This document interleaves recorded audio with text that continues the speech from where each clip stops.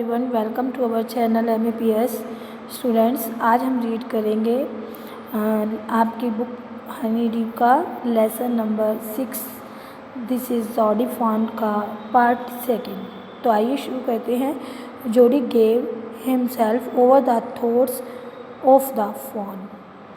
जोडी हिरनी के बच्चे के ख्याल में खोया था। They passed the abandoned clearing. वे एक त्यागे हुए साफ क्षेत्र को पार कर गए। He said cut to the north. उसने मीलवील उसने कहा मीलवील उत्तर की ओर मुड़ो। It was up here that pa got bitten by snake and kill the doe and I saw the fawn. इसी स्थान पर पापा ने सांप को मारा था। पापा को सांप ने डसा था, बिटन बाय, ठीक है, एंड किल द डॉग, और उन्होंने हिरनी को मारा था। And I saw the fawn, और मैंने हिरनी के बच्चे को देखा था। Suddenly Jody was unwilling to have Millwheel with him. Suddenly का मीनिंग होता है अचानक, अनविलिंग होता है इच्छा ना होना, विलिंग होता है इच्छा होना, और अनविलिंग क्या होगा, इच्छा ना होना। अचानक ही जोडी की मीलवील को अपने साथ नहीं रखने की इच्छा थी।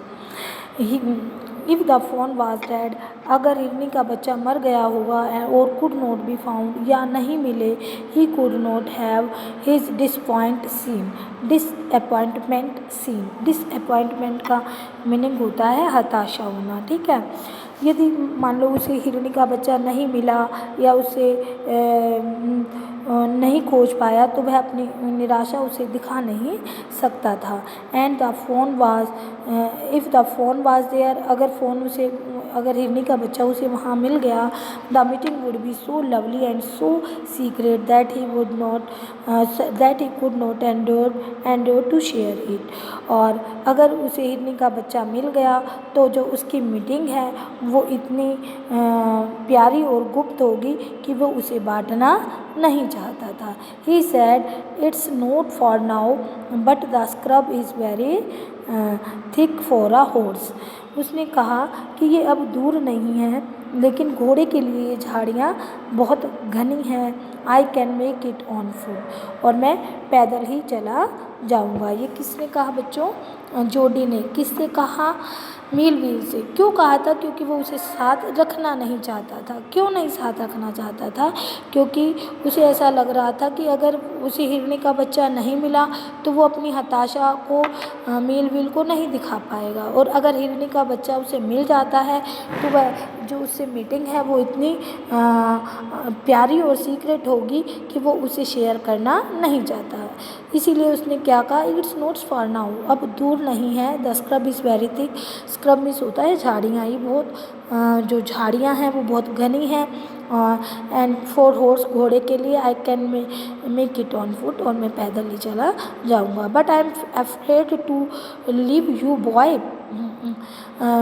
अफ्रेड का मीनिंग होता है डरना। लेकिन लड़के, मुझे तुम्हें छोड़ने में डर लग रहा है। सपोज यू गॉट लॉस्ट और beaten by the snake too, मान लीजिए तुम रास्ता भटक गए या सांप द्वारा काट लिए गए। आई विल टेक केयर, मैं सावधान रहूँगा। It might take me long time to find the fawn. हिरनी के बच्चे को ढूंढने में मुझे ज़्यादा समय भी लग सकता है। Leave me off right here, आप मुझे यहीं छोड़ दो, ठीक है। ऑल राइट, ठीक है। But you take it easy now, लेकिन तुम आप इस चिंता मत करना। You know the north here and the east, तुम यहाँ उत्तर और पूर्व दिशा को पहचानते हो ना। देयर एंड देयर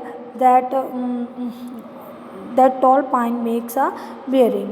हाँ, ये वहाँ और वहाँ ये जो देवदार का ऊंचा पेड़ है वो पहचान के लिए है।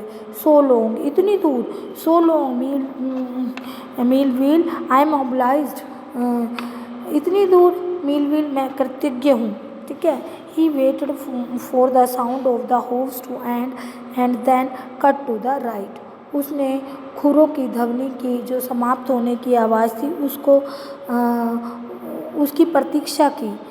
किसकी प्रतीक्षा की? यानी कि जो घोड़े के खुर थे, जो उनकी आवाज़ हो रही थी, उनको देखता रहा कि वो ध्वनि कब खत्म होती है। Then he cut to the right, और फिर वो दाईं ओर मुड़ा। द स्क्रब वाज स्टिल, अभी भी झाड़ियाँ थी और शांत थी। स्टिल का मीनिंग होता है बच्चों शांत होना। Only the on crackling of twigs sounded across the silence. Silence का मीनिंग होता है शांति होना या चुप्पी होना, ठीक है। उस चुप्पी में केवल उसी के द्वारा टहनियों को तोड़े जाने की आवाज़ आ रही थी। He wondered for an instant if he had the mistaken his direction. एक पल के लिए तो उसे हैरानी हुई कि कहीं वो गलत रास्ते पर तो नहीं आ गया, यानी गलत दिशा में तो नहीं जा रहा।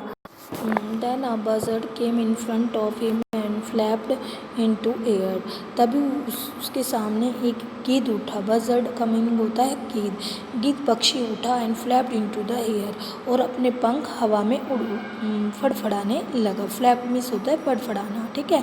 ही came into the clearing under the oaks. Oaks का मीनिंग होता है बच्चों बलुत वृक्ष। वह बलुत वृक्षों के नीचे साफ क्षेत्र में आ गया। Buzzards sat in a circle around the carcass of the doe. बजर्ड्स होते हैं बहुत सारे गिद्ध हो गए थे, ठीक है। जो गिद्ध थे मृत हिरणी के चारों ओर बैठ गए। They turn their heads on their long scrawny necks and hissed at him.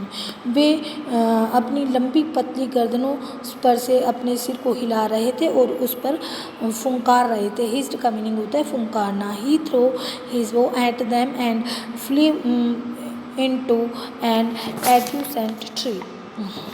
वे उसने जो अपनी टहनी थी उनकी ओर फेंकी और वे पास में स्थित वृक्ष पर बैठ गए, ठीक है, या उड़ गए। फ्लू मीन्स होता है उड़ना, ठीक है।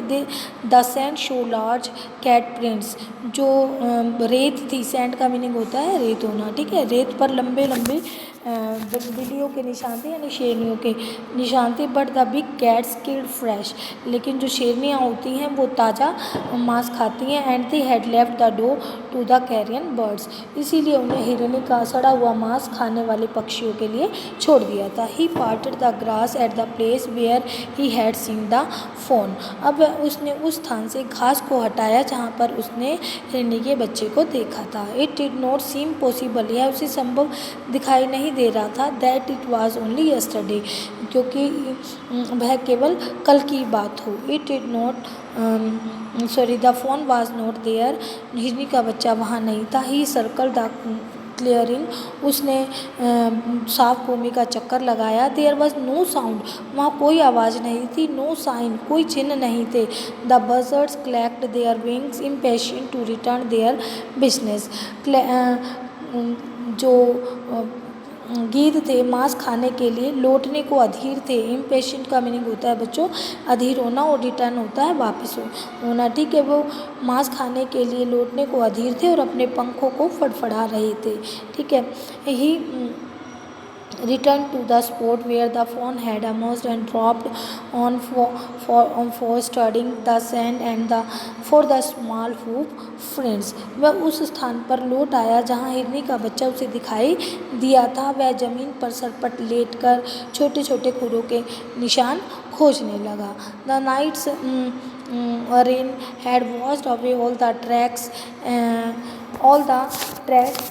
Accept those of the cat and buzzard. जो रात को बारिश हुई थी उस बारिश ने शेरनी और गिद्ध के पंजों के निशान को छोड़कर बाकी सभी निशान हैं जो वो धो दिए थे। स्टूडेंट्स, आई होप ये आपको पार्ट नंबर 2 जो कि आपकी बुक का लेसन नंबर 6 है, इसका पार्ट नंबर 2 आपको अच्छी तरह से समझ में आया होगा। Okay, thank you.